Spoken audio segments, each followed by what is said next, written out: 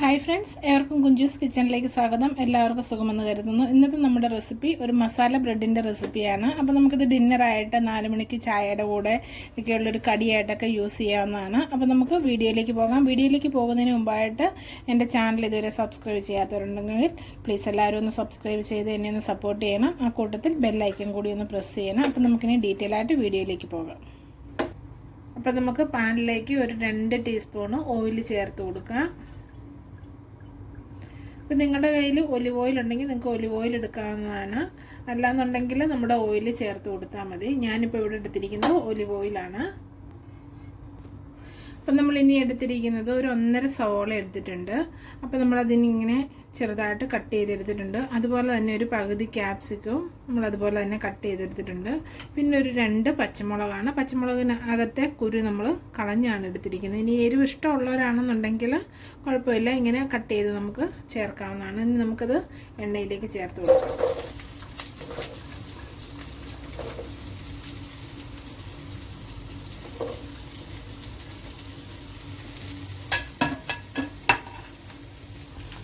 അപ്പോൾ നമുക്കൊരു 1/4 ടീസ്പൂണ് ഉപ്പ് കൂടി ഇതിലേക്ക് ചേർത്ത് കൊടുക്കാം.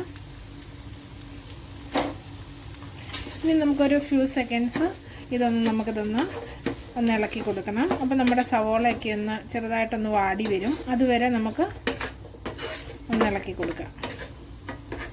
അപ്പം നമ്മുടെ സവോളയൊക്കെ ഒന്ന് വാടി വന്നിട്ടുണ്ട്. ഈ സമയം നമുക്കൊരു ലേശം മഞ്ഞൾപ്പൊടി ചേർത്ത് കൊടുക്കാം. അതുപോലെ തന്നെ കാശ്മീരി മുളക് പൊടി ഉണ്ടെങ്കിൽ ഒരു 1/2 ടീസ്പൂണ് നമുക്ക് ചേർത്ത് കൊടുക്കാവുന്നതാണ്. അതുപോലെ നമുക്ക് ചേർത്ത് കൊടുക്കാവുന്നത് ഒരു 1/4 ടീസ്പൂണ് കുരുമുളക് പൊടി. അപ്പോൾ ഇനി നമുക്കിതെല്ലാം കൂടെ കൂട്ടി ഒന്ന് മിക്സ് ചെയ്ത് നമ്മുടെ പൊടികളുടെയൊക്കെ ആ ഒന്ന് പച്ചമണോ എണ്ണയിലൊക്കെ കിടന്നൊന്ന് വഴന്ന് വരുന്നിടം വരെ നമുക്കൊന്ന് ഇളക്കി കൊടുക്കാം. അപ്പോൾ നമ്മുടെ സവോളയൊക്കെ വാടി വന്നിട്ടുണ്ട്.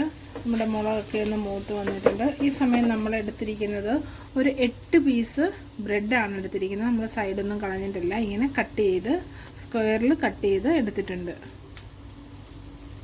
നമുക്കിതുകൂടി ഇതിലേക്ക് ചേർത്ത് കൊടുത്ത് നന്നായിട്ടൊന്ന് മിക്സ് ചെയ്തെടുക്കാം.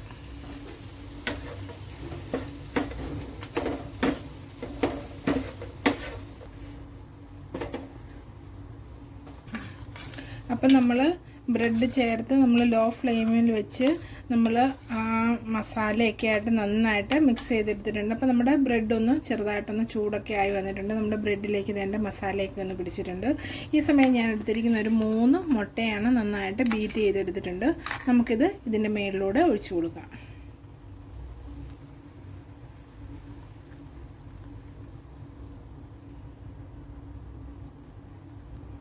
ഇനി നമുക്കിതെല്ലാം കൂടി മൊത്തത്തിലൊന്ന് മിക്സ് ചെയ്തെടുക്കാം. നമ്മൾ മുട്ട ഒഴിച്ചത് തന്നെ ഇപ്പം തന്നെ നമ്മുടെ പാനിലടിയിൽ ഒക്കെ പിടിച്ച് ഒന്ന് വേവായി വരുന്നുണ്ട്. ആ സമയം നമുക്ക് നന്നായിട്ട് ഇതൊന്ന് എല്ലാം കൂടി ഒന്ന് മിക്സ് ചെയ്ത് കൊടുക്കാം.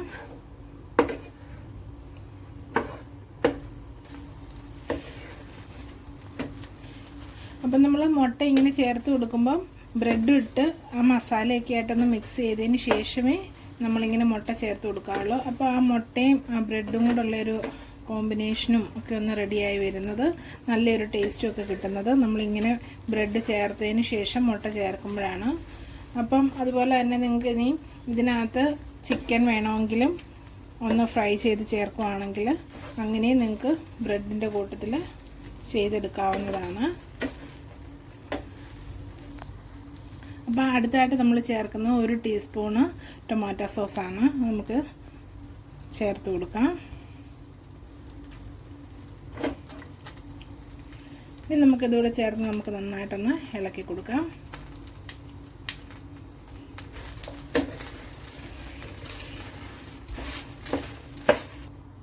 അപ്പോൾ ഇനി നമ്മളുടെ അവസാന സ്റ്റെപ്പായ മല്ലിയിലയാണ് ഞാൻ ഇതിലേക്ക് ചേർത്ത് കൊടുക്കുന്നത്.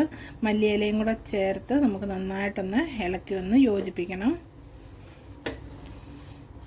മല്ലിയില ഇഷ്ടമില്ലാത്തവരാണെങ്കിൽ ടൊമാറ്റോ സോസും ഒക്കെ ചേർത്ത് നമുക്ക് നന്നായിട്ട് ഇളക്കി യോജിപ്പിച്ചെടുക്കാവുന്നതാണ്. നമ്മളിപ്പോൾ മല്ലിയിലയും ചേർത്ത് നന്നായിട്ടൊന്ന് ഇളക്കി എടുത്തിട്ടുണ്ട്.